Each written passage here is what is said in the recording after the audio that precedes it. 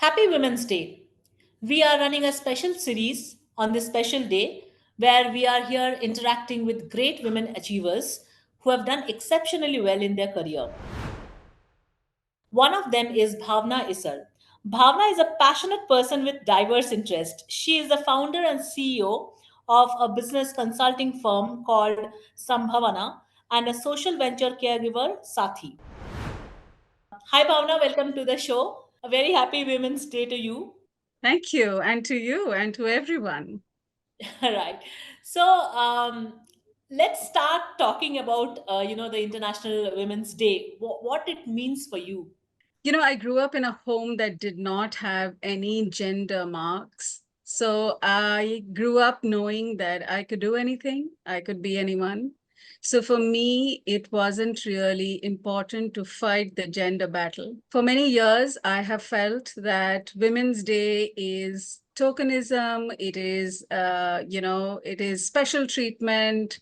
There should be Men's Day, why is there Women's Day, etc. Until I studied the history and I realized that Women's Day is a celebration of the many struggles that many women had to undertake to get us to the place of, seeming equity or equality. So I think increasingly it has become important for me to celebrate the very brave women and the strong shoulders on which we stand today. So Women's Day is important Right. to acknowledge that. And see, you've been a businesswoman for a long time. Um, I'm sure you've faced challenges. So, what is that one challenge probably that you'd want to talk to, and how did you overcome that challenge? The first biggest challenge that I have faced is embracing the identity of being a businesswoman. I have not seen myself as a businesswoman for a very long time. I may have seen myself in various other roles, but it has been difficult for me to see myself as a businesswoman in my own right. Embracing the identity of a businesswoman has meant that one would carry oneself differently, one would see oneself differently, one would then ask of other roles differently. So for me personally, that has been the biggest roadblock. The second, of course, has been that of speaking money, commercials, and understanding financials. It is not for the lack of my capability, right? It is not that I don't understand numbers, that I cannot understand financials. But for me personally, going after money for a variety of reasons, not just as because of my gender.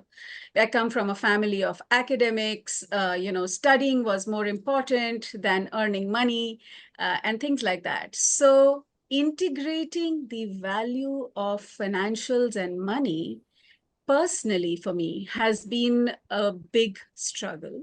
So it has been hard for me to put a value to my products and services, to demand for money at a certain level. Although in my heart, I have always believed that the work I do is worth a lot, but to ask for money commensurate with my value has been a little bit of a challenge. There have been some other challenges as well. So clearly, people don't take you as seriously. Sometimes you have to speak louder in order to be heard, and sometimes you are dismissed. But personally, that has not bothered me. So that has not come in my way. The big things that have come in my way are my own view and how I have looked at money and how I have demanded my value. One last question. You've been in the industry for long. Say there's Yes. someone who's just out of college and joining the Yes. corporate world. Yes. What advice would you give them? Yes. I think that one has to look at one's career and look at the long term and the short term. The one thing that I would tell, especially women, is to actually two things that I would say, but they are related to each other. The one thing that I would say is plan for a long career. You might shift different types of careers, but plan for being in the workforce for 30, 40 years. And if you have to plan to be in the workforce for 30, 40 years, with different career choices, maybe you may shift your career along the way, but you need to plan for it. So that means that in order to live a full life, we will have many relationships. We will want to have family, we will want to travel, we will want to have access to all facilities for which we don't want to be dependent. So financial freedom is very important.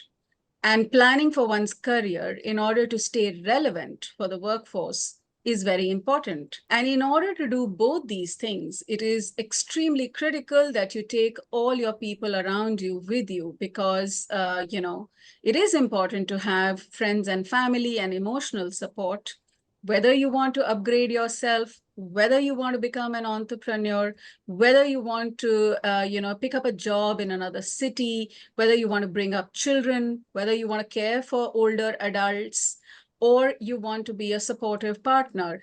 You need other people. And for that, it is very good to plan one's career. It was lovely talking to you, Bhavna. Thank you so much for joining us today. That was Bhavana Issar. Thank you so much, everyone.